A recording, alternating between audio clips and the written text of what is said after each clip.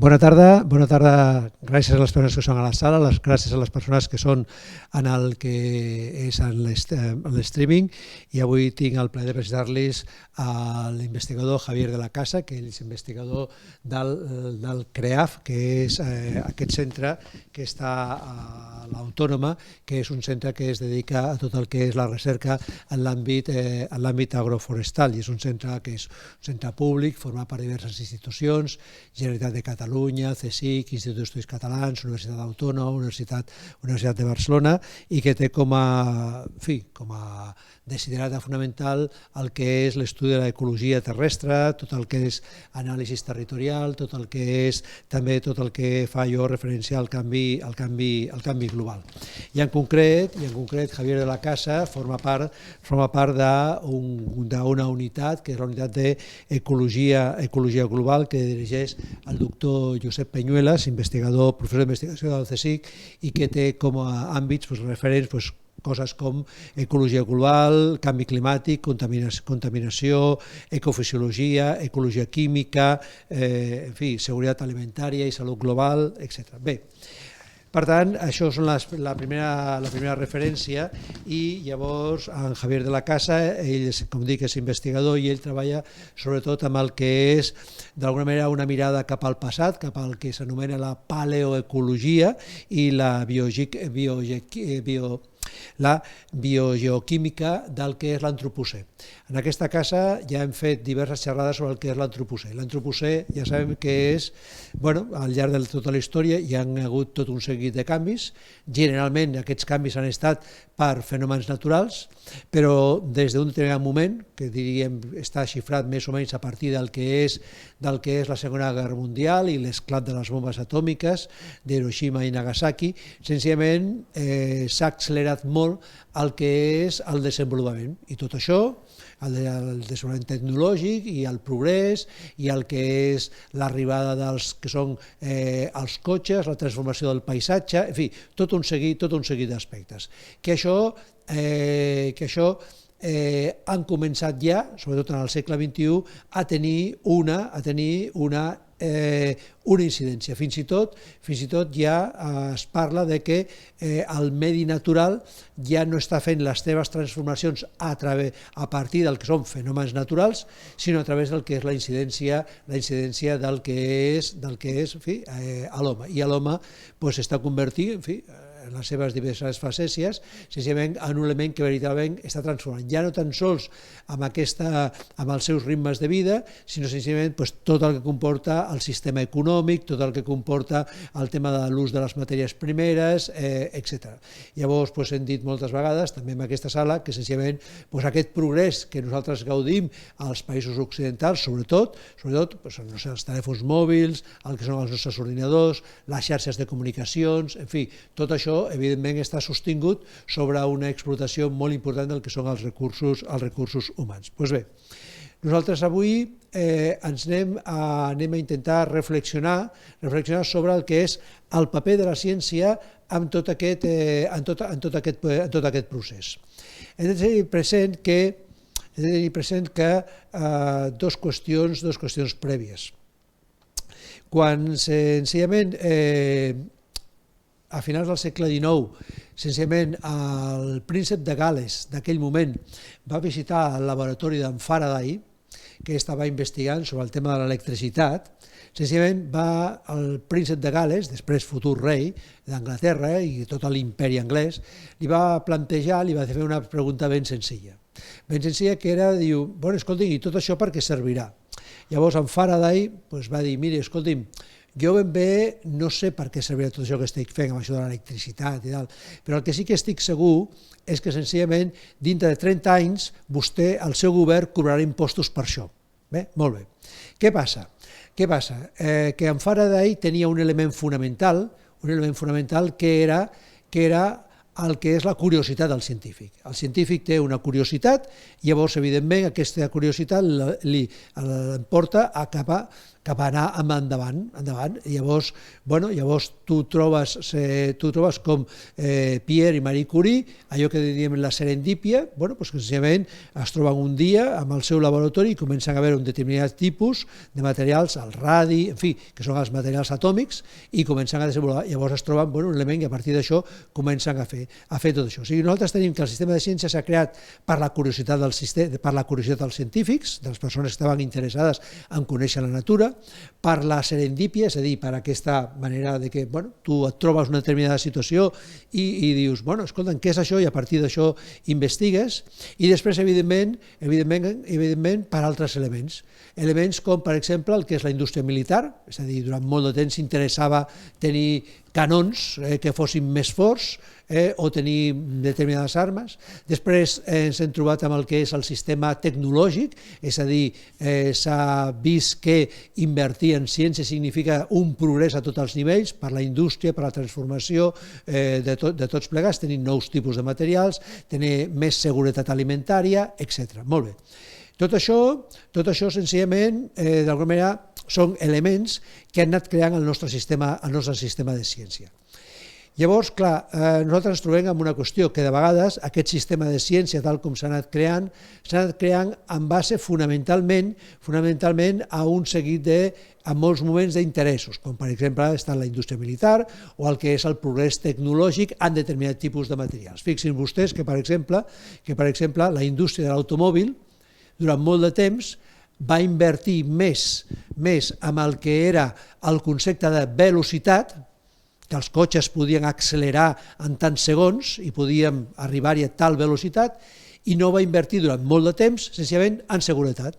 Llavors tu et trobaves que dius, escolta, què interessa més, seguretat o velocitat? Bé, en el seu moment es va agafar aquesta estratègia de dir, no, escolta, anem a fer cotxes que en 10 segons es posin o en 5 segons es posin a 100 km per hora, per exemple. Llavors ha de tenir unes determinades característiques als motors, etc. Bé, llavors nosaltres hem de ser conscients que el nostre benestar, una part fonamental, és gràcies a tot aquest seguit d'elements, però també hem de tenir present un altre element, que és que el mateix sistema científic, moltes vegades, com el sistema científic, ha progressat gràcies a la reflexió crítica que ell mateix s'ha fet a si mateix. És a dir, molts científics s'han adonat que determinades línies d'investigació senzillament no podien continuar per aquell lloc. Llavors han començat a replantejar-se o a tornar a pensar senzillament que aquella línia de recerca no podia ser perquè podia ser perjudicial. I per tant, la crítica al propi sistema científic senzillament ha ajudat d'una manera important a plantejar-se de nou determinats tipus de reptes, determinats tipus d'investigacions, etc. Per exemple, l'exemple més clar amb això és la investigació amb animals. És a dir, durant molt de temps els animals eren utilitzats, tot això. Cada vegada més s'ha anat veient senzillament a partir d'una reflexió sobre que nosaltres som animals, i per tant nosaltres formem part del regne animal i per tant que nosaltres, igual que tenim uns drets, quan nosaltres treballem amb animals, senzillament aquests animals també han de tenir un respecte i una cura.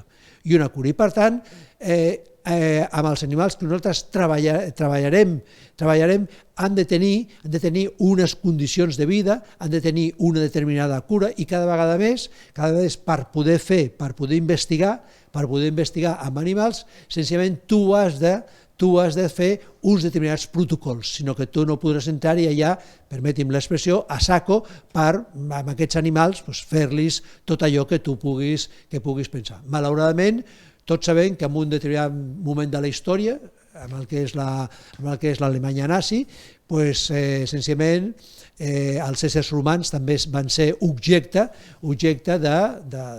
d'uns estudis de vegades molt brutals per aquesta desconsideració de l'ésser humà. Doncs bé, aquesta reflexió crítica sobre el que significa i sobre el que és el paper de la ciència és sobre el que avui en Javier de la Casa vol plantejar-nos. És a dir, tot aquest, nosaltres generalment a les nostres xerrades el que fem és plantejar determinades situacions, per exemple la setmana passada que estàvem parlant de l'hidrogen verd, de tots aquests aspectes, però nosaltres també considerem que aquest punt de vista més crític sobre reflexionar sobre com fem i no fem ciència, senzillament també l'hem de tenir perquè és un element que ens ajuda a tots plegats a comprendre millor i a poder avançar millor en el que és el sistema, en la comprensió del que és el sistema de ciència. Avui tindrem aquesta xerrada i el dia 30 tindrem una altra xerrada també relacionada amb aquest aspecte de reflexionar sobre com abordem, com fem el que és la nostra recerca. Per tant, gràcies per ser aquí, gràcies a tots vostès, i ja saben que a través del que és la pàgina web poden fer les preguntes. Per tant, gràcies per ser aquí, Javier, i sobretot gràcies per la recerca que tu estàs desenvolupant, aquest mirar enrere, per poder mirar avui, sobretot amb tota aquesta qüestió de l'antropocè. Gràcies. Muchas gracias. Bueno, gracias por la presentación. Soy Javier de la Casa y trabajo en el CREAF. Voy a hacer la presentación en castellano, aunque el catalán lo comprendo perfectamente, solo que me cuesta un poco todavía hablarlo. He venido aquí a estudiar un doctorado, aquí a Cataluña, estoy en ello. y bueno, como bien decías, mi campo de estudio es la paleoecología, esa mirada al pasado, ver cómo hemos cambiado esa composición en los elementos que caracterizan los ecosistemas para tener una visión y una perspectiva para futuro y sobre todo para presente, entender bien cómo estamos actualmente. Pero yo no he venido a hablar de mi tema de tesis, me encantaría en otro momento, pero hay una pregunta que siempre me ha herido, me ha paralizado y que para mí es muy importante y creo que le pasa a mucha gente que se dedica a la ciencia o que en estos nuevos tiempos se está empezando a dedicar a la ciencia, y es, ¿realmente sirve para algo lo que estoy haciendo? ¿Estoy simplemente como dando un paso más en la escalera de la academia y realmente puedo sacar algo de provecho de aquí? ¿Hay algo de impacto social que puede tener investigación? ¿O simplemente, bueno, estoy trabajando por la inercia y investigando por investigar? De aquí esta pregunta. En un mundo que está cambiando, tenemos que cambiar la forma de investigarlo. Y bueno, voy a hacer la típica presentación donde hablo de la gran crisis planetaria que estamos viviendo. Creo que sobran palabras. Este gráfico para mí habla por sí solo, es el inexorable aumento de la temperatura desde niveles preindustriales. Ya es imposible de quedarnos por debajo del 1,5 grados. Realmente tenemos que pensar en mitigar y adaptar en escenarios que cada vez son más catastróficos. El tiempo va pasando, la acción no llega a tiempo. En cambio, la ciencia, la comunidad científica tiene las cosas muy claras. No es un problema de que no sepamos hacer las cosas, es un problema de que no hay un músculo que esté haciendo las acciones necesarias.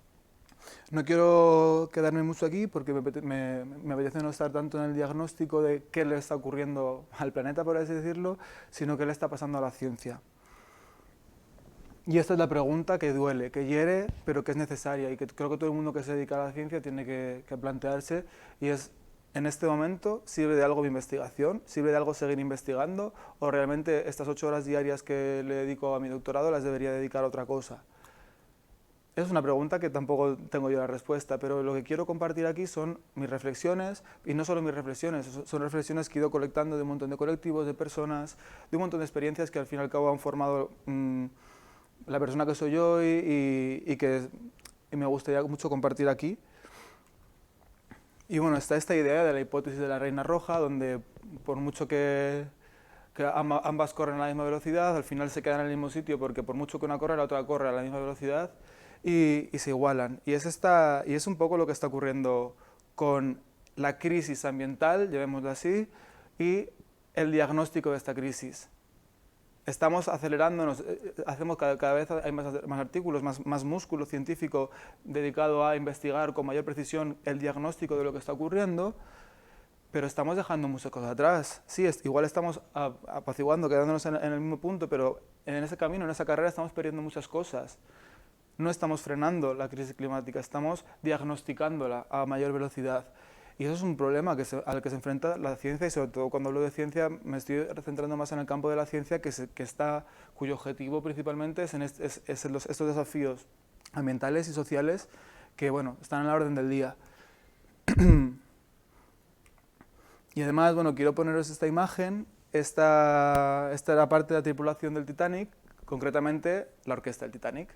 Y para mí también es una metáfora que me viene mucho a la mente cuando pienso en nuestra comunidad, la comunidad científica, en estos momentos. Siento que a veces parece que seguimos tocando mientras el barco se hunde, mientras el sistema colapsa, y seguimos tocando la misma orquesta, ¿no? La misma melodía. Y bueno, es verdad que esta sensación me invade, y no solo a mí, a muchas personas, ¿no? de por qué seguimos haciendo esto mientras esto se hunde. Pero hay una cosa bonita también en esto, y una cosa que creo que es importante tener en cuenta, y es que la ciencia y el arte no están tan alejadas.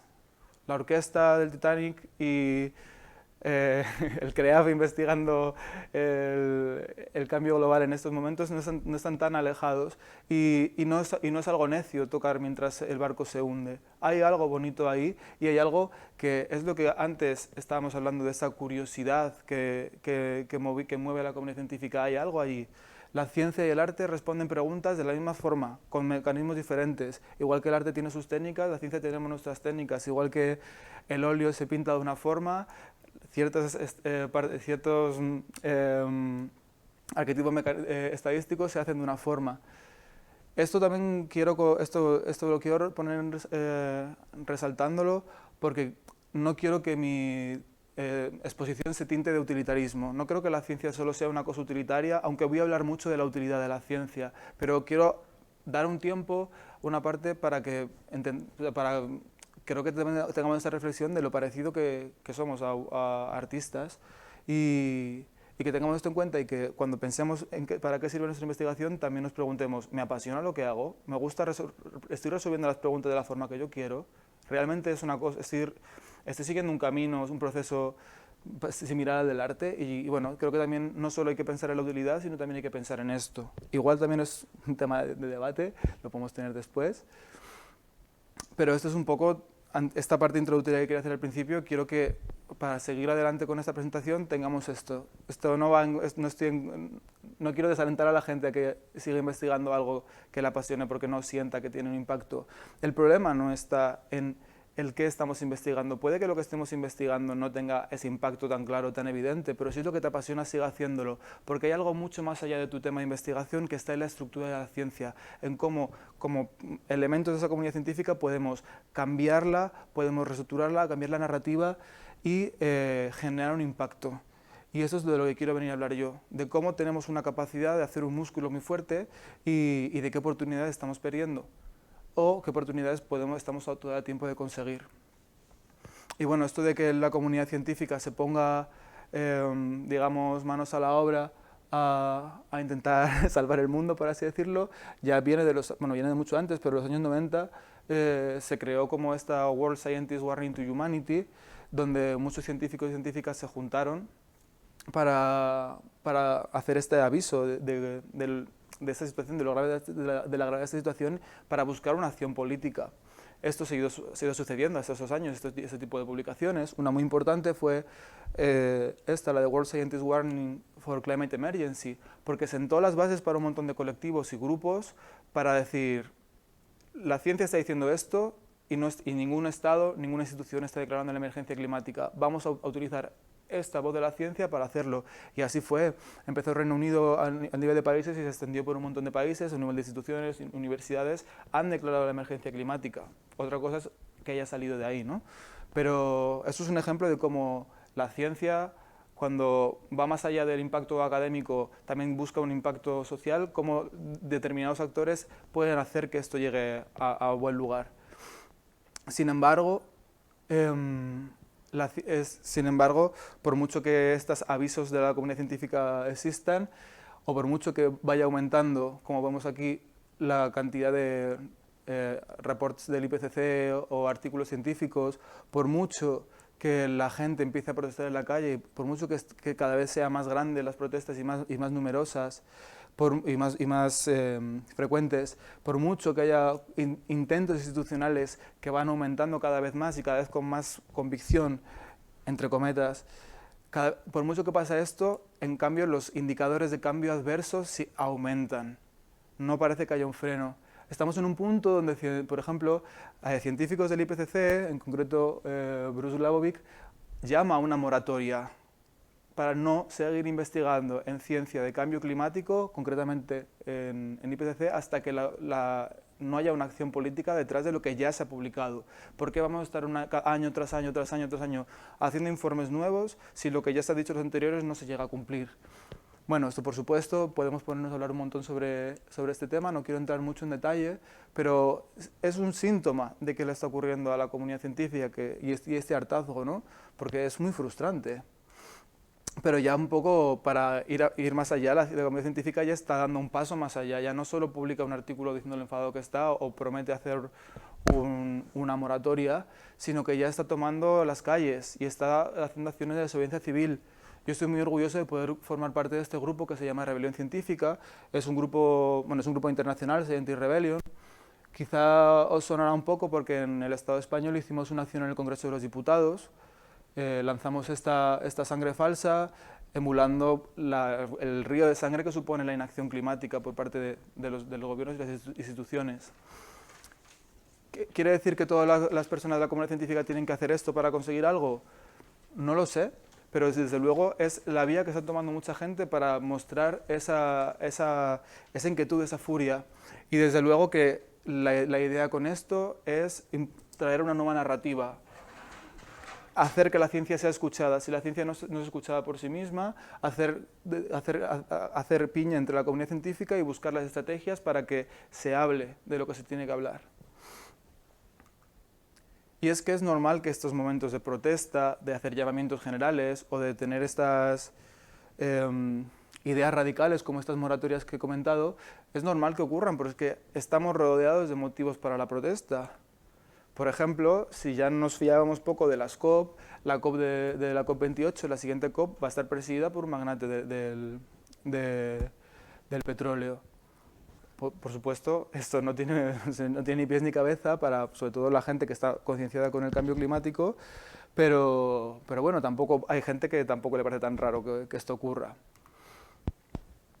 Empresas del mundo, empresas sobre todo que se dedican a los combustibles fósiles o otras acciones, ahora son todas carbono neutrales. En 2050, todas limpias. Voy a poner el ejemplo de Repsol, mi amiga Repsol, que se compromete en 2050 a ser carbono neutral, cero emisiones. Por si alguien no está muy familiarizado con el término de carbono neutral, quiere decir que lo que tú emites en el año, en el tiempo que sea, lo compensas con otras acciones. Esas otras acciones pueden ser la plantación de árboles, invertir en tecnologías de captura directa de CO2 o dar dinero, por ejemplo, a proyectos de restauración. Y aunque, bueno, puede ser discutible el beneficio de estos aportes económicos, desde luego lo que está haciendo es perpetuando que se sigan emitiendo, que estas empresas sigan aumentando sus emisiones, y ya no reduciéndolas, aumentándolas. Y desde luego ya está bastante denostado este concepto de captura y de cómo estas emisiones se compensan, porque no suele ocurrir así. Los árboles que dice Repsol que va a plantar, pongo un ejemplo concreto, y que les sirvan para seguir haciendo extracciones, se pueden quemar el año que viene con un macroincendio. No está bien pensado. Aparte, cuando son empresas y no estados los que hacen esto, se tienen que acoger voluntariamente a unos pliegos que son mucho más laxos que el que tienen que hacer los países que sí que están haciendo estas mecánicas de reducción. Pero en el caso de Repsol, que mira que limpio está aquí, qué bonito su logo, el año pasado Repsol tuvo un vertido muy importante en las costas de Perú. Hace poquito tiempo, colectivos de pescadores de Perú han estado por el Estado español denunciando la inacción. Repsol no ha hecho nada al respecto, se lava las manos.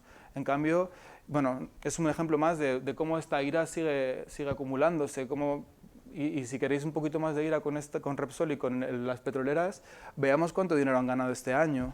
Este año ha sido el año de oro para la industria fósil, por muchos motivos, la guerra, etcétera, etcétera. No voy a entrar en el porqué, voy a entrar en la furia que desata, o al menos me desata a mí y a mucha parte, no solo de la comunidad científica, de la sociedad, la furia que desata que estas empresas, ExxonMobil, 157% más beneficios, Shell, 107, Chevron, 134, BP, 116, Repsol, 70, Cepsa, 66, Naturgy, 36% de beneficios. Es que ya ni siquiera les va, es que no es que les esté yendo mal, es que les está yendo genial. Hay motivos para la protesta, por supuesto, pero no todo puede ser protesta. Si solo se queda en la protesta, perdemos la oportunidad de realmente construir un cambio. Y eso es muy importante. Entonces la protesta es necesaria, la protesta es fundamental y la protesta es la naturaleza abriéndose paso por sí misma. O sea, no estoy criticando para nada la protesta, aparte soy una persona que participa en esas protestas. Pero quiero decir que es importante que también hay una construcción, construir algo. Entonces yo quiero introducir aquí el concepto del gran giro. Es un concepto de Joanna Macy, que habla de unas instrucciones para cambiar un paradigma. Dice que para cambiar un paradigma, cuando hay algo que está, digamos, haciendo daño a una sociedad, como puede ser, por ejemplo, la sociedad industrial en la que vivimos ahora, son necesarias acciones para contener ese daño. ¿Cómo puede la ciencia participar en esas acciones de contención del daño? Por ejemplo, que se frene la extracción de combustibles fósiles. Pues igual no directamente, igual no, igual sí, pero desde luego, si la ciencia es muy clara y da el sustento para que los colectivos puedan tener el apoyo de la ciencia para hacer las campañas de contención de daño y de evitar las extracciones, desde luego es una gran ventaja y es una cosa muy beneficiosa que la ciencia puede dar. Otro paso necesario son las creaciones y cambio de las estructuras que actualmente sostienen el paradigma actual y que tienen que transitar a unas que sostengan un paradigma nuevo. En este caso, este cambio de paradigma sería un cambio de paradigma a una sociedad que entiende los límites ecológicos a los que está sometido, por tanto está dentro de sus límites ecológicos y que aboga por una justicia entre las personas que viven en él. Y también esta idea de los cambios de la mentalidad. La ciencia, por supuesto, tiene mucho que hacer en estas dos partes, en parte porque es parte de esta estructura, porque las universidades son uno de los pilares fundamentales en este tipo de estructuras, y porque, bueno, es bastante evidente, ¿no?, el poder que tiene la ciencia, la comunidad científica, las ideas que puede transmitir la ciencia para que se generen cambios de paradigma. Recordar también que la ciencia y las universidades son un importante pilar para el poder. El poder se sostiene bajo una serie de pilares y uno de ellos es esta capacidad que tienen las ciencias y las universidades. Un ejemplo muy claro es la pandemia. En la pandemia el poder dice que tenemos que confinarnos y llevar mascarilla. No voy a entrar en... O sea, la idea... El que las universidades, el que la ciencia apoye esto y haga campaña, hace que el poder pueda realmente hacer que la sociedad tome esta decisión con más o menos problema, pero desde luego con el aval de esto. Esto que comento, lo comento porque es muy importante. Hay veces parece que la ciencia no tiene poder, que solo se dedica, y sobre todo la universidad parece que solo se dedica a escribir artículos y ya está, pero realmente es un poder muy importante y está metido dentro de nuestra sociedad y tenemos que identificar de qué forma estamos sosteniendo cosas que no queremos sostener y de qué forma estamos sosteniendo cosas que sí queremos sostener.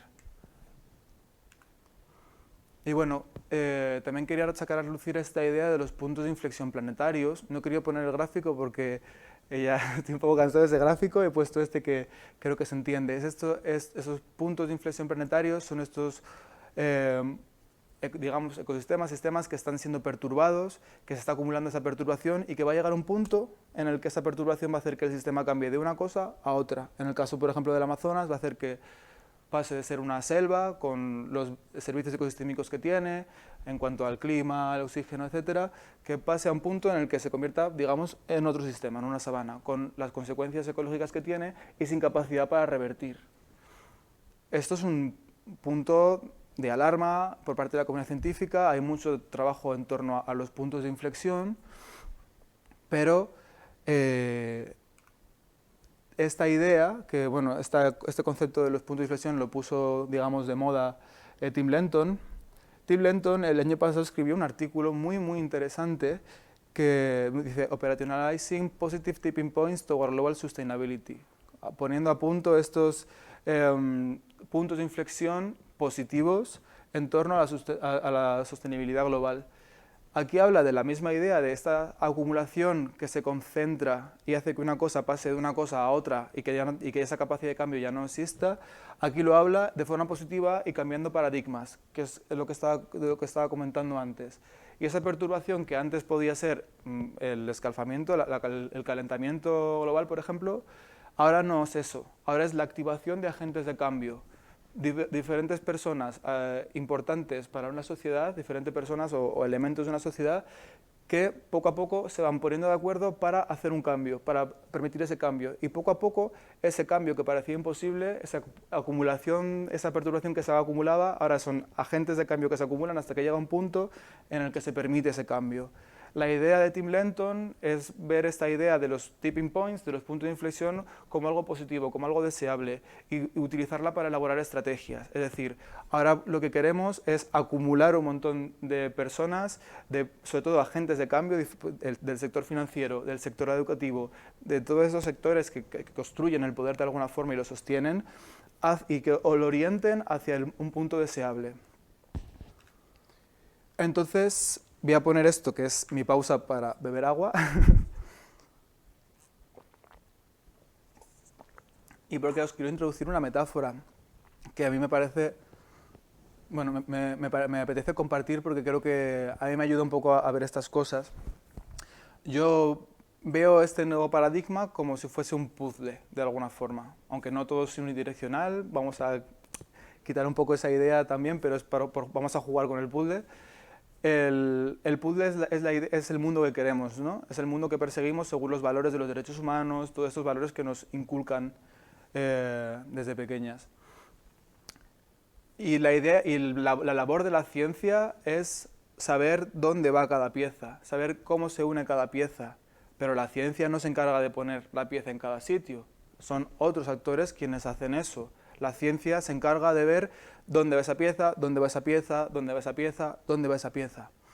El problema al que nos enfrentamos ahora es que no solo están las piezas desperdigadas y no sabemos dónde colocarlas, es que ha habido otras manos que han puesto las piezas de mala forma, para hacer otro puzzle, para hacer otra cosa. Y esas piezas son muy difíciles de desencajar. Entonces, ¿cuál es la tarea de la ciencia ahora? Ya no solo es ver dónde está cada pieza, y no solo es la ciencia, son otros tipos de conocimiento, porque la ciencia no es la única que dice dónde poner las piezas. Hay otras formas de conocimiento, conocimiento situado, conocimiento ancestral, que también saben perfectamente dónde colocar las piezas. Lo que pasa ahora es que no solo hay que saber dónde colocar las piezas que están libres, también hay que saber qué piezas están mal colocadas y cómo eliminarlas. Y el problema es que tampoco hay un músculo fuerte para arrancar esas piezas. Entonces, nuestro reto ahora también es ese. No solo jugamos con la idea de que tenemos un mundo, tenemos una idea de cómo tiene que ser el mundo y la construimos, sino que también tenemos que ver cómo deconstruir las cosas que están mal construidas. Y esto es un reto. La idea aquí es, como comunidad científica, solo tenemos que pensar cómo se ponen las piezas y cómo se descolocan. Tenemos capacidad también para hacer ese músculo, hacer de esa mano que coloca las piezas o las descoloca cuando están mal colocadas. O igual tenemos una capacidad no para hacer esas manos, pero sí para hacer que esas manos que lo puedan hacerlo sean más fuertes que las que los están descolocando. Entonces traigo unas propuestas para cerrar un poquito y luego si queréis podemos hacer un debate. Son propuestas muy... No son un poco generales, pero mi idea es como introducir conceptos un poco más en la realidad y no tanto quedarnos en lo abstracto. Una propuesta, por ejemplo, para cómo hacer que la comunidad científica tenga un papel distinto en la sociedad, es que esas acciones que hablábamos, acciones de agente de cambio, esto que veíamos antes, es decir, buscar un impacto más allá de lo académico, buscar un impacto en las comunidades, un impacto territorial, identificar cómo cambiar esa pieza de puzzle en nuestro marco y, por supuesto, en el global, cómo hacer que estas acciones de agente de cambio sean parte de la vinculación laboral, porque si no, la gente que ve un poco más allá de los artículos que quiere publicar ese año, al fin y al cabo, ¿de dónde saca el tiempo para hacer todas estas cosas? Estoy inspirado en este artículo, que es muy interesante, en el que, bueno, esto es discutible, pero habla de la gente que se dedica a la ciencia, estamos en una posición de privilegio y tenemos una responsabilidad moral para actuar, porque y esa obligación moral para actuar en torno a este advocacy, este facilitar que ocurran estos cambios. Pero claro, nos enfrentamos a una universidad que su sistema, cómo funciona, va en otra dirección, está valorando otra cosa, está valorando los artículos que publicamos, está valorando horas y horas y horas de docencia. Entonces, este artículo un poco lo que hace es buscar esa reflexión sobre cómo la universidad se estructura y cómo nuestras vinculaciones laborales igual podrían tener más capacidad para hacer esto. Si no hay un cambio, en esto, al fin y al cabo las investigadoras no van a poder tampoco hacer mucho más. Luego la segunda propuesta es la participación en procesos de cogobernanza. ¿Conocéis el concepto de asambleas ciudadanas? Una asamblea ciudadana, pongo esto como ejemplo de proceso de cogobernanza, aunque hay más ejemplos. Cogobernanza, me refiero a gobernanza ciudadanía con la ciencia, ¿no? Una asamblea ciudadana es un proceso deliberativo, de democracia deliberativa, en el que en un estado, en un pueblo, en una ciudad, se eligen personas por sorteo, al azar, pero esas personas a la vez representan estadísticamente a la población del lugar en temas de género, ingresos, nivel de formación, etcétera, etcétera, etcétera. Así, hasta que más o menos lo que tú tienes representado en 150 o 200 personas en una sala, más o menos representa un poco la población de tu ciudad, de tu nación, etcétera. Entonces, estas personas no vienen a dar su opinión, estas personas vienen a formarse y a deliberar, y esa formación viene dada de parte de expertos y expertas, que es justo este punto donde se genera esa cogobernanza. La comunidad científica está presente en estos procesos y elabora la parte de formación y el acompañamiento también por parte de facilitadoras, y esas son estas personas, en las que puede haber científicas, por supuesto. Este grupo de personas son las que debaten, deliberan y dan propuestas. Estas propuestas ojalá fuesen vinculantes para los gobiernos, en la mayoría de los casos no son vinculantes, son solo recomendaciones, pero es un ejemplo de cómo la ciencia puede también ser agente de cambio, ¿no? De cómo la ciencia puede ir más allá de cómo las personas que se dedican a la ciencia pueden estar en espacios de decisión como estos. Y luego también una cosa muy importante es cómo repensar el impacto de nuestras investigaciones. El tema del impacto de la investigación, aquí en Cataluña se trabaja mucho, por ejemplo, y es un tema que bueno, sí que la gente se pone las pilas con esto, aunque quizás podríamos estar mucho más avanzadas, pero más o menos las preguntas que yo creo que hay que hacerse es ¿de qué lugar sale genuinamente la pregunta que tú te haces en tu investigación? La ciencia de alguna forma se ha separado de la sociedad y ha generado como su burbuja en la que al fin y al cabo se acaban resolviendo problemas que surgen de ahí, ¿no? Y bueno, esto tiene que ver con lo que comentaba antes del arte y la ciencia. También hay algo bonito allí, salen cosas muy positivas. Tampoco es una crítica radicalmente a esto, pero es verdad que muchas veces la siguiente pregunta, ¿a quién beneficia?, queda un poco en blanco, porque la pregunta no se ha hecho realmente para una necesidad social, sino que la pregunta se ha hecho en otra esfera. Entonces, a quién se beneficia queda un poco en el aire. Esto es una cosa para plantear. Tú como persona académica puedes tener mucho impacto, aunque tu investigación no tenga un impacto tan directo como puede ser otro grupo de investigación. Y luego importante también, si seguimos con esta metáfora, de qué forma tu investigación o tu rol en la universidad o donde estés ayuda a modificar este puzzle en lo local, en lo global, etc. Luego, bueno, esto más que una propuesta es como un comentario que quería traer, porque justo esta mañana ha habido una charla con personas que están en el sexto panel del IPCC y quería traer un poco las reflexiones que habían traído, pero también es una propuesta y es sentar unas bases sólidas para el policymaking, para la creación de políticas, y pasar de generar conocimiento a promover acciones. Esto viene un poco en la idea de que ese tipo de informes grandes como los del IPCC, cuanto más mascado y más fácil, aunque es muy complejo hacer ese tipo de afirmaciones en ciencia, pero cuanto más trabajado esté la línea de lo que se pide y la problemática, más fácil tiene la gente que hace policy making la capacidad para hacerlo. Entonces, esta idea de trabajar codo con codo, policy making y comunidad científica no es nada nuevo y es una cosa que se hace, pero desde luego igual hace falta potenciarlo mucho más. Y una cosa que justo comentaban en esta charla es esta idea de pasar de la generación de conocimiento que ocurre en estos informes, de que es esta acumulación de conocimiento, de ese estado del diagnóstico de los retos a los que nos enfrentamos, y también pasar a promover acciones. Es una cosa que también de alguna forma se hace, pero si seguimos haciendo los informes, si los informes del IPCC siguen siendo lo mismo de siempre y no hay una acción extra donde se potencien acciones que se podrían hacer, pues quizás estamos quedándonos atrás. Y por último, la última propuesta que quería traer era,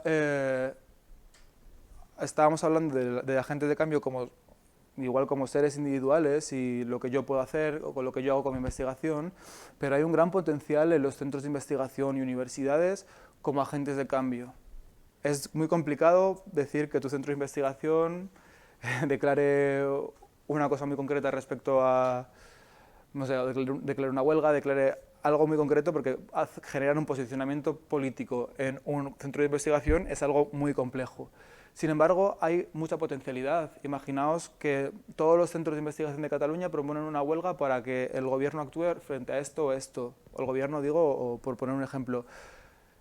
Hay una gran potencialidad aquí y creo que es necesario explorarla. Pero algo también muy importante es que para que esto ocurra, tiene que haber debates y tiene que haber espacios de reflexión dentro de los centros de investigación. Y esto puede ser transformador. Si de repente los centros de investigación abren espacios que no solo sean para debatir, sino que haya que sacar un sí o un no, una toma de decisiones, puede transformar bastante el sentido que ese centro de investigación tiene sobre su investigación.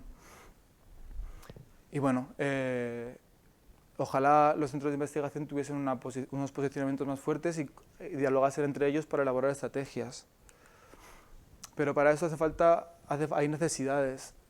Por ejemplo, hace falta que las universidades sean realmente limpias. Las universidades actualmente, muchas de ellas, están financiadas en parte por capitales como puede ser los combustibles fósiles o la industria cárnica, etcétera, etcétera. Capitales con intereses. Es ciencia interesada. Bueno, por ejemplo, es el caso de la Universidad de Barcelona y en la cátedra que tiene Repsol, ¿no?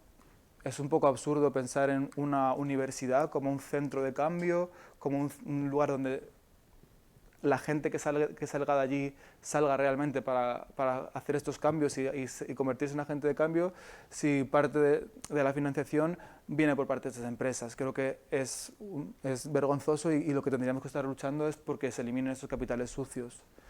Luego, además, las evaluaciones que se hacen a las investigadoras o a los investigadores apoyan sobre todo tu impacto académico. El impacto que tú tengas no académico generalmente está por debajo, entonces hasta que esto no se haga, los investigadores no van a cambiar tampoco su forma de ser, porque al fin y al cabo estás pidiendo un sacrificio, cuando no debería ser así. Muchos impactos, igual muchos investigadores tienen poco impacto académico, pero el impacto que tienen local, porque sus investigaciones están muy aterrizadas en lo local, son muy grandes. Y esto tiene que ser tenido en cuenta, porque si no estamos haciendo una ciencia que lo único que hace es seguir en la publicación ITIS y seguir publicando, y creo que es el momento de parar, y creo que está surgiendo un movimiento y una nueva generación que espero que se ponga las pilas en esto y que nos pongamos las pilas en esto para cambiar las formas que tenemos de evaluarnos en ciencia. Y por último, esto es muy importante, y es que yo, al menos en mi experiencia universitaria, apenas tuve espacios para reflexión y el posicionamiento por parte de la universidad, facilitado por la universidad. Y lo mismo para los centros de investigación. Creo que es importante que, si seguimos investigando, tengamos una idea de por qué estamos haciéndolo, y esto igual puede ser una cosa un poco más personal, pero por los posicionamientos que puedan tener los centros de investigación y los focos, las metas, sí que son cosas que tienen que estar más presentes. Entonces, también es necesario que nos pongamos las pilas también en nuestro centro de investigación generando estos espacios, y que sean espacios realmente importantes, que no solo sea que vengan las 4 personas que van siempre a todos los lugares porque les interesa, sino que realmente la gente que tiene posiciones importantes en los centros de investigación vaya, que la gente que tenga las posiciones importantes en las universidades vaya, y por supuesto todo el mundo que participe que esté invitado. Eso es un ejemplo de Enfósil, que es un colectivo de estudiantes que hace unos meses ocupó la Universidad de Barcelona y bueno, le puso las pilas, y ahora la Universidad de Barcelona se compromete a hacer una asignatura obligatoria para todos los grados sobre crisis climática. Y no solo el diagnóstico, sino también los horizontes, porque eso es importante. No solo podemos quedarnos en el diagnóstico, creo que ya en la parte del diagnóstico, aunque hay que seguir trabajándola, hay que superarla también, y hay que ponerse a pensar siempre también en los horizontes que nos vienen.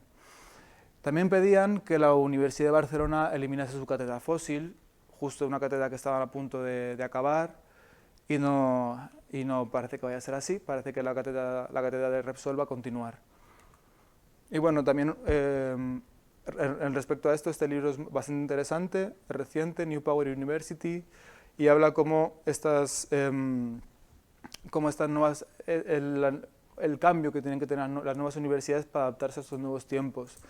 Abierta y transparente, por supuesto, nada de pasillos cerrados, como realmente con esta openness que le dicen, esta abertura que es necesaria para que estos procesos puedan seguir.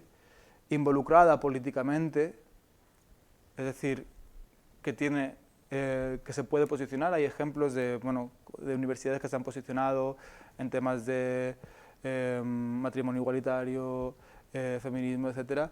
Es un camino a seguir, por supuesto, pero hay mucho potencial en una universidad involucrada políticamente, y por supuesto mucho debate. Ahora podemos debatir todo lo que queráis sobre los peligros que puede tener que una universidad se involucre políticamente en general, pero creo que es un camino que está marcado. Y esto para mí es muy importante, es que la universidad esté centrada en la responsabilidad social y el servicio. Y este cambio de servicio es muy distinto a lo que estamos acostumbrados cuando hacemos una carrera universitaria. Esta idea de servicio, de que lo que yo estoy trabajando sirve para alguien, en la mayoría de lugares no es así, bueno, a no ser que sea servicio para una empresa. Pero son reflexiones de este libro que, bueno, la verdad que lo recomiendo bastante y lo quería compartir. Y ya estamos cerrando. Quería un poco compartir la pregunta inicial. En un mundo que cambia, tenemos que cambiar la forma de cómo lo investigamos. Bueno, por hacer un poco de resumen de lo que he estado diciendo, creo que el método científico no es necesario cambiarlo, no habéis visto que no me he metido para nada allí en cómo hacemos la investigación, sino que realmente donde tenemos una oportunidad de cambio no es en cómo investigamos, ni en cambiar los temas de los que investigamos, sino en cómo dialogamos entre las personas de la comunidad científica para generar un cambio, cómo activamos esa capacidad que tenemos, cómo identificamos ese pilar de poder y vemos cómo lo cambiamos para realmente sostener lo que podemos, porque estamos en un momento que de verdad la historia lo recordará como ¿qué hacía esta gente, ¿no? ¿Qué hacía esta gente que no actuaba? Y desde luego que como parte de la comunidad científica, si no cambiamos, nos estamos quedando atrás. Y tenemos que también dar un ejemplo. Por ello, bueno, yo también invito a la gente que esté viendo esto a que busque de qué formas también puede hacer lazos con otras personas más allá de para publicar un artículo, sino para ver cómo podemos realmente hacer un cambio. Os invito a que contactéis con Rebelión Científica, que es este colectivo que comentaba antes. Ahora pongo el correo por si queréis también estar en contacto con otras personas que están aquí, ¿no? que están en esta idea de yo me dedico a la investigación, yo amo la investigación, pero yo sé que esto no sirve de nada si yo no cambio la estructura que va alrededor de esto. Y bueno, ahora viene la pregunta terrorífica, que es la de ¿y ahora qué? Yo he soltado todo esto, ¿y ahora qué? Lo precioso sería que yo viniese con una propuesta, más allá de lo que os he dicho de contactar con otra gente, pero es que no, tengo que ser honesto, yo también estoy en este proceso en el que el ¿y ahora qué? Es una pregunta que me arde en la cabeza. Mi ahora qué es, voy a juntarme con personas que están en procesos similares a mí y voy a ver qué podemos hacer. pero el ¿y ahora qué es? Sigue siendo algo confuso, pero esto no es algo malo.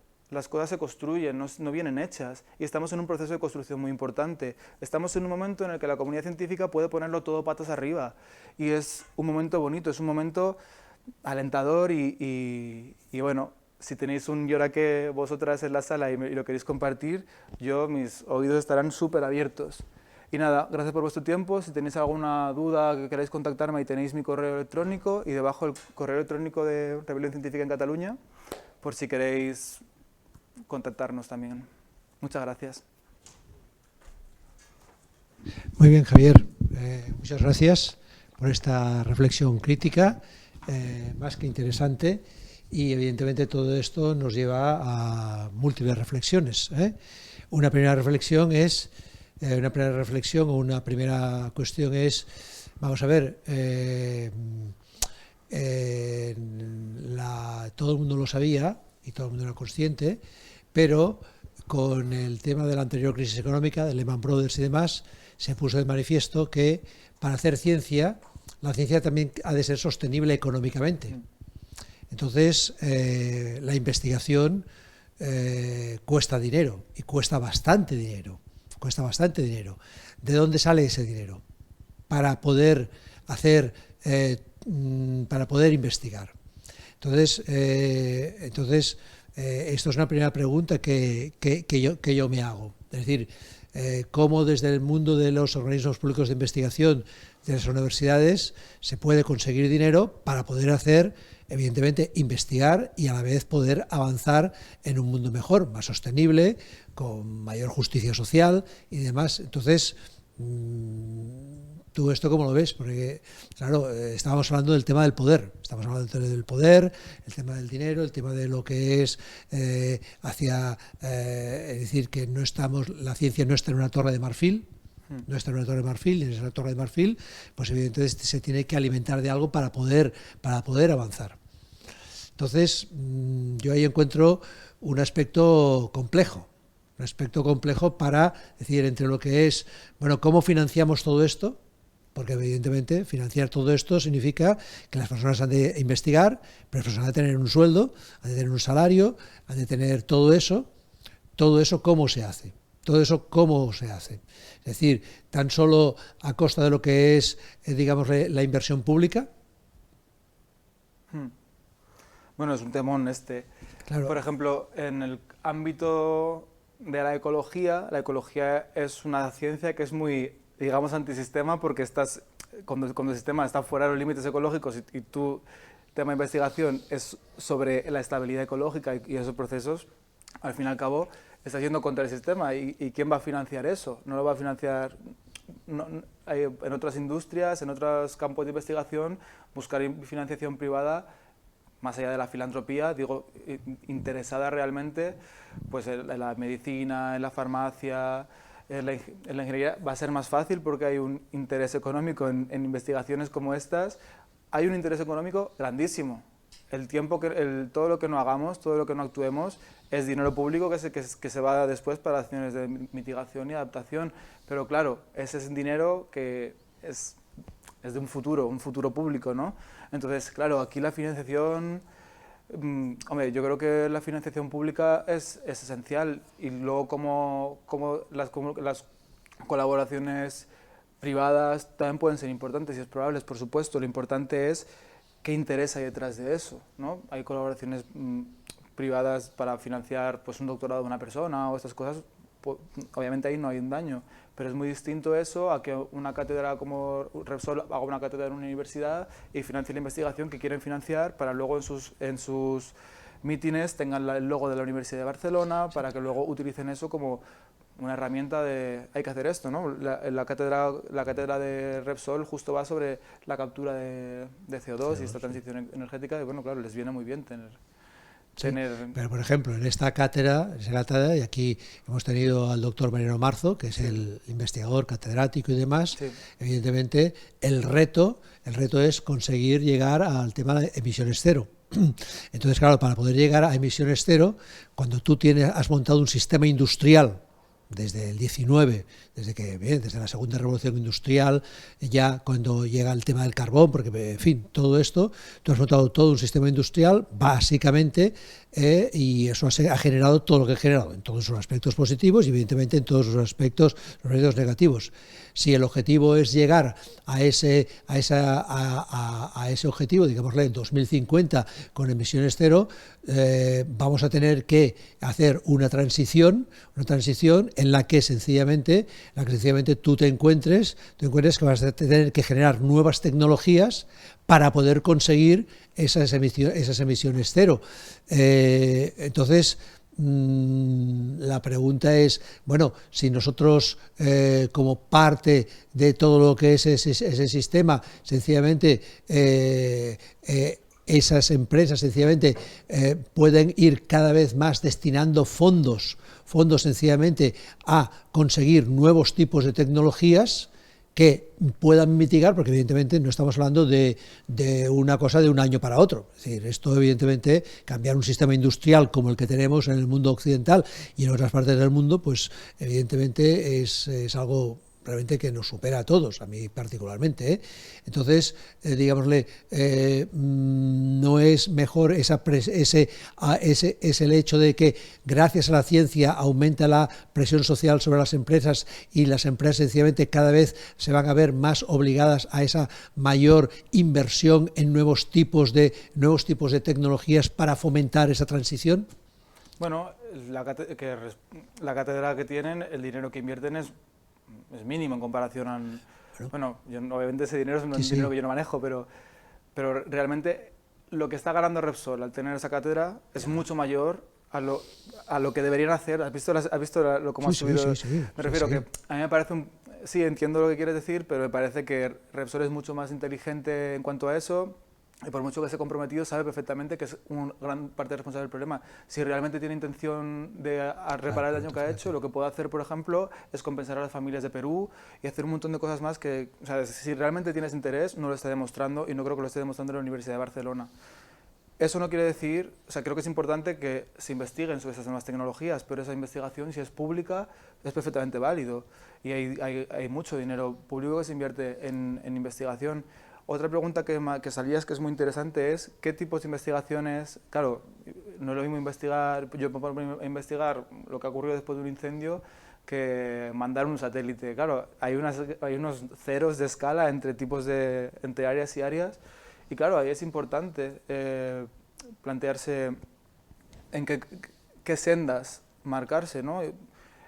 Si tu senda... esto es una reflexión muy personal, pero si tu senda es que la gente no envejezca, o si tu senda es poblar Marte, todo el dinero que se está yendo a esa senda, al final, ¿a qué lugar llega? Obviamente son investigaciones apasionantes, es arte, como decíamos antes, y eso es un debate, por supuesto, que tampoco tengo una posición como muy así, pero es verdad que ¿a dónde nos dirige la investigación? Por ejemplo, cuando se financian proyectos europeos, hay unos marcos muy claros de el impacto que quieren conseguir ya. No es como, voy a financiar gente, uy, este me gusta. La Unión Europea lo que financia es el impacto suyo. ¿Y cómo lo hace? Pues financiando investigación.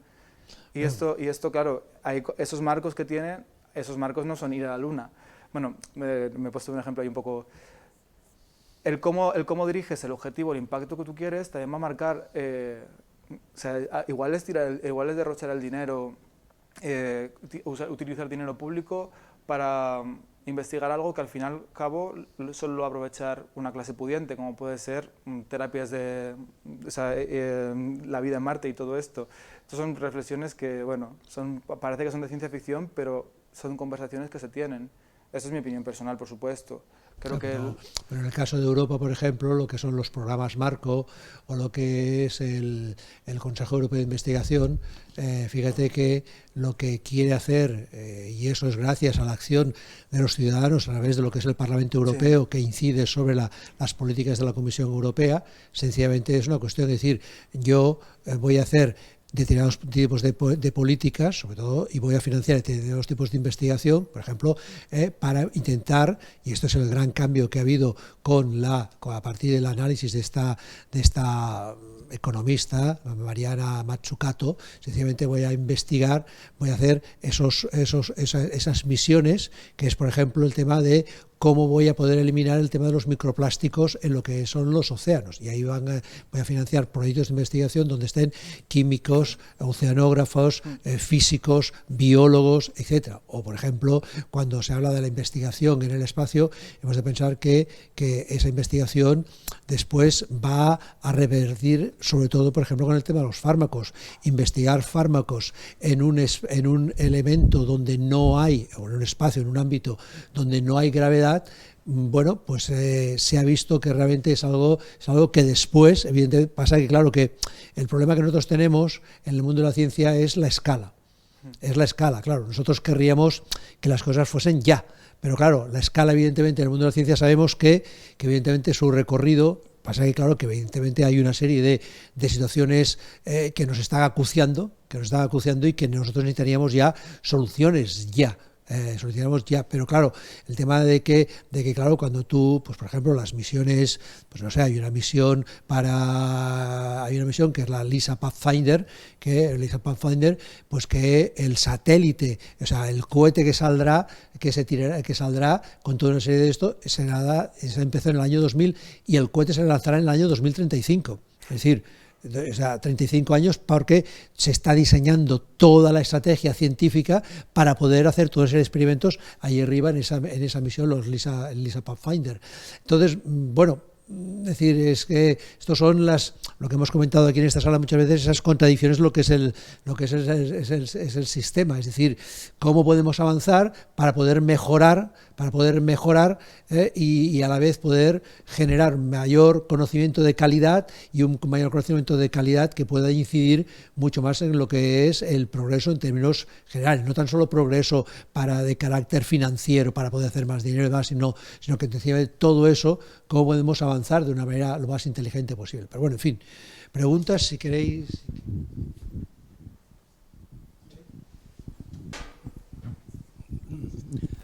Yo quería comentarte que a mí me parece que algunos centros sí que están poniendo ya sus primeros pasos en este sentido. Por ejemplo, me refiero a cuestiones como que los investigadores cada vez se implican más en divulgar la ciencia que están haciendo. Y no tan solo esto, sino en participar en movidas de ciencia ciudadana, de ciencia, pues yo qué sé, en el Parque de la Ciudadela de Barcelona, es decir, en divulgar la ciencia y en intentar transmitir claramente lo que se está haciendo. Entonces, ¿qué opinas en este sentido? Porque yo, por ejemplo, vengo del mundo de la docencia, de secundaria, y pienso que es muy necesario pues incrementar el nivel científico de la población, porque por más que los investigadores, digamos, vayáis intentando abrir camino para transmitir todo lo que hacéis y para que la gente tenga más cultura científica, si realmente no le damos esta cultura científica a la población, lo tenemos mal, yo creo. Y quisiera saber tu opinión al respecto. Pues sí, yo por ejemplo, yo estoy muy orgulloso del centro donde trabajo porque creo que es un centro que se toma muy en serio la idea de impacto. Hay una persona que se encarga del impacto del centro. Es un centro donde hay posicionamientos políticos en temas de equidad, en temas de justicia, y es un centro muy abierto, por ejemplo, a tratar esos temas que estábamos comentando, aunque no hay ahora mismo, o sea, obviamente todo se puede trasladar, mejorar, se pueden abrir nuevos espacios, pero creo que es un lugar donde se trabaja bien en ese respecto. Yo he hablado de otra cosa también más, he hablado como más de que los centros de investigación que se reúnen, por ejemplo está el SOMA, que los centros de Verochoa, María de Maeztu se reúnen, hacen como trabajan mucho, o sea, no digo que no trabajen, por supuesto, pero digo que ahí también se podría plantear estrategias de posicionamiento y ahí quería ir más allá. Yo no tanto que los centros, por ejemplo, esto que comentabas de la divulgación es muy importante, pero yo, por ejemplo, en mi contrato, yo no tengo, bueno, yo tengo que dar horas de docencia, las que son, pero yo no tengo por qué ir a dar una charla a un lugar, o yo no está dentro de mis obligaciones. Tampoco tendría que ser así siempre, pero me refiero, la mayoría de las personas que trabajan en investigación, toda esa importancia que le puedas dar en tu carrera a la transferencia de conocimiento, a pensar en el impacto, a generar espacios para transferir ese conocimiento, o para generar espacios donde ver cómo escalar algo, cómo hacer que realmente se genere un cambio. Todos esos espacios salen de tu tiempo personal o de tu tiempo de investigación, porque no estás haciendo lo que tendrías que hacer, ¿no? Entonces, claro, se genera como esa disputa, y por eso creo que es muy importante replantear el cómo trabajamos y las horas, y dar una importancia. Igual no es tanto en la vinculación laboral para algunas personas, sino tanto en cómo se evalúa eso para seguir, ¿no? Porque si al fin y al cabo es trabajo que no tiene una valoración importante, y si no, no estaremos haciendo nada. Estamos como a la cola todo el rato. Y es muy importante estas labores de transferencia, pero también llegas a casa, has estado en el laboratorio 8 horas y lo que menos te apetece es ponerte a hacer un PowerPoint, ¿no? Entonces, si no está de alguna forma incorporado, pues es pedirle de más a un colectivo de personas que están generalmente precarizadas y que ya no dan para abasto con su tiempo. Bueno, este es uno de los elementos que cada vez más, por ejemplo, a nivel de lo que es Europa, se quiere incidir, es decir, cada vez más los programas de investigación europeos, y también en España y en Cataluña, están planteando esta cuestión: ¿qué impacto va a tener esa investigación? Sobre todo en lo que es, ya no tan solo el impacto concreto sobre un elemento y demás, sino sobre todo eso, sencillamente, cómo puede llegar a lo que es la ciudadanía, y ese es un elemento clave. Entonces, y un elemento clave es en fin, las personas que hemos estado en el mundo de la educación sabemos que por desgracia, en nuestro país, sencillamente, lo que es la formación, incluso de muchos docentes, sencillamente, no es la que debería ser a nivel de lo que es cultura científica. Y en términos generales, nosotros sabemos que en fin, nosotros tenemos la historia que tenemos, y se ha avanzado evidentemente mucho, pero la necesidad de inversión en generar que las generaciones jóvenes sencillamente se puedan implicar más. Hay un grave problema, por ejemplo, que se ha detectado en estos últimos años, con el que es el tema de las vocaciones científicas. Este es un problema, generar nuevas vocaciones científicas, y lo que se llama sencillamente la aproximación de lo que son los STEM, es decir, lo que es ciencia, tecnología, matemáticas y demás. Entonces, bueno, nos estamos encontrando en que, por ejemplo, pues el tema de lo que es el número de tesis doctorales, pues sencillamente ha bajado de manera muy significativa e importante en esto, es decir, a pesar de que se sigue haciendo y demás, pero bueno, hay determinadas circunstancias y demás. Entonces, evidentemente, el tema de lo que es generar una mayor cultura científica, ¿no? Sí. No, perfecto. Soy francesa, no funciona el micro, entonces podemos hacer así. Pero bueno. Es únicamente, no sé qué estáis diciendo, pero hay más y más jóvenes en las ciencias, hay más y más personas que hacen doctorado. La única cosa es que después del doctorado no hay trabajo. Y entonces quedan un poco años. No estoy de acuerdo con lo que hayas dicho. Es que realmente en Francia al menos hay más y más, pero también aquí también. Pero no hay trabajo después. Entonces hacemos como algunos años de postdoctoral y después no podemos trabajar. Y también la divulgación de nuestro trabajo es en nuestro tiempo libre. Y más de jóvenes lo hacen, más que las personas más viejas, que ellos tienen sus posiciones y que no hacen nada. Entonces... En eso totalmente de acuerdo. Pero te digo que en el caso de España, en los últimos años, en fin, yo lo sé por las estadísticas de la Generalitat. La Generalitat, sencillamente, las estadísticas que ella está publicando, por ejemplo, lo que es claro, ese es el problema. Es el problema que hay por ejemplo, hace 5 años, de 3 tesis doctorales que se iniciaban, se leía una, por ejemplo. ejemplo, en mi centro de investigación, por ejemplo, entre el año 2005 y el año 2012, de 22 contratos predoctorales, hacer 22 tesis, se leyeron 5, por ejemplo. Sí, Por ejemplo, entonces el problema evidentemente es lo que tú dices, que tienes razón, que es la perspectiva de futuro.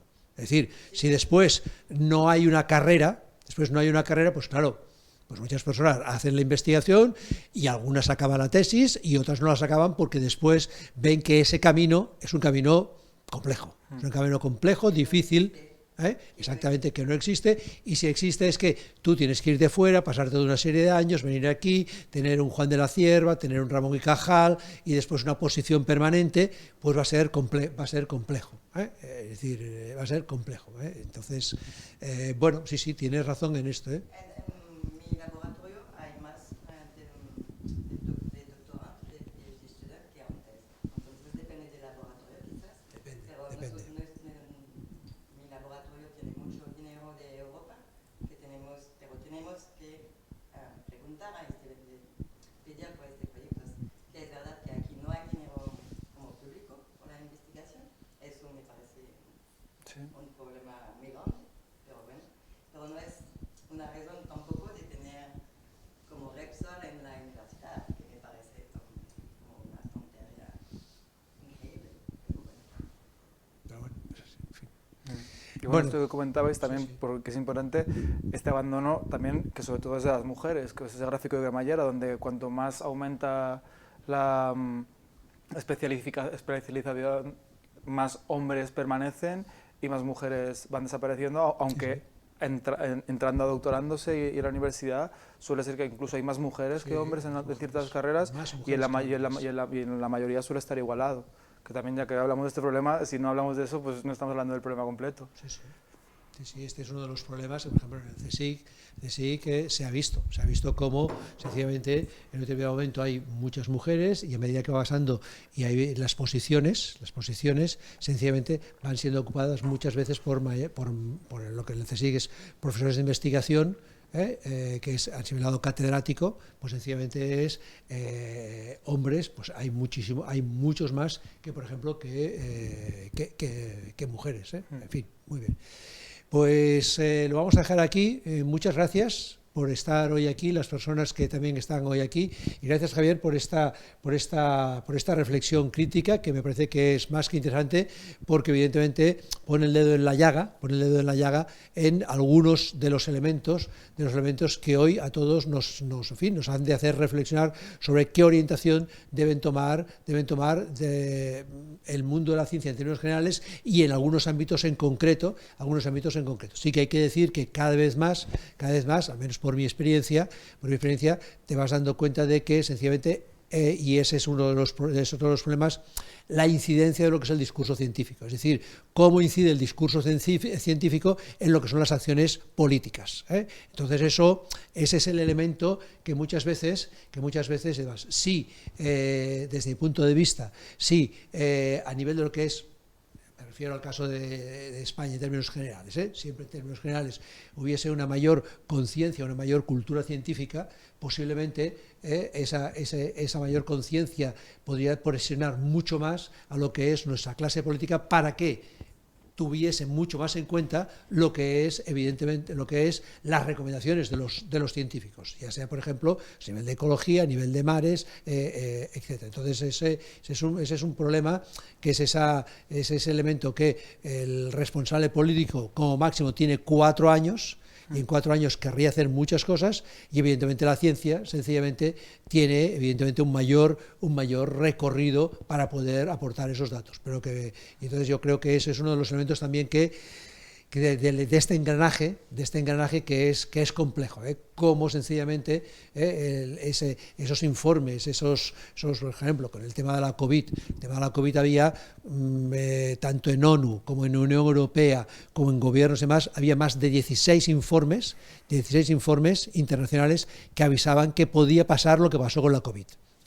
¿Dónde estaban los informes? Pues evidentemente estaban en el desk, estaban en las mesas guardados, porque nadie quiso hacerle frente y poner las medidas como se tenían que poner. Entonces, evidentemente, ahí es el elemento donde estas reflexiones puedan ayudar mucho para que haya esa mayor presión. Entonces, En este sentido, la Comisión Europea, presionada por el Parlamento Europeo para determinadas cuestiones, sí que ha puesto en el programa marco sencillamente una serie de elementos para que la investigación financiada a nivel europeo pueda incidir mucho más en determinados ámbitos. Hace falta un cambio de escala completamente. Si nos quedamos aquí, el barco se hunde, habremos investigado y habremos hecho nuestra pasión, pero necesitamos ese cambio de escala.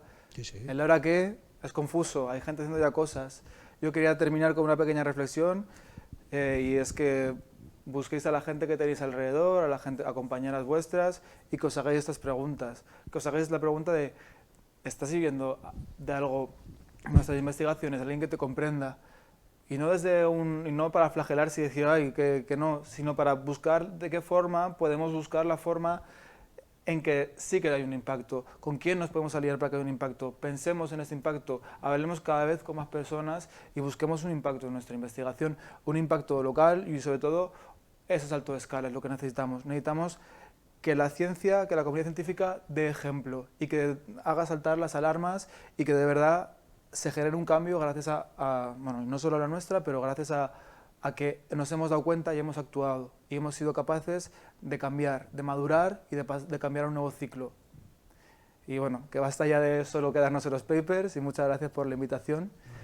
Al contrario, gracias a ti por el esfuerzo de preparación y sobre todo de compartir esta reflexión y este estímulo para repensar y poder avanzar mucho más y mucho mejor. O sea que esto siempre, como he dicho al principio, uno de los elementos fundamentales del sistema científico es su propia autocrítica, sencillamente para poder avanzar. Y este elemento crítico que tiene la ciencia es algo que en otros ámbitos es más difícil, pero en el ámbito de la ciencia muchas veces se ha dado cuenta, los propios científicos han criticado los sistemas de evaluación, toda una serie de cuestiones, y eso ha permitido pues que se pueda generar mayores avances. Muy bien, pues muchas gràcies. Convidem a tothom per la propera setmana que farem una xerrada sobre la relació entre matemàtiques, intel·ligència i intel·ligència artificial, de dos investigadors del Centre de Recerca Matemàtica de la Universitat Autònoma. Per tant, gràcies Javier i gràcies a tots vosaltres, gràcies a tots vostès. Gràcies. Merci.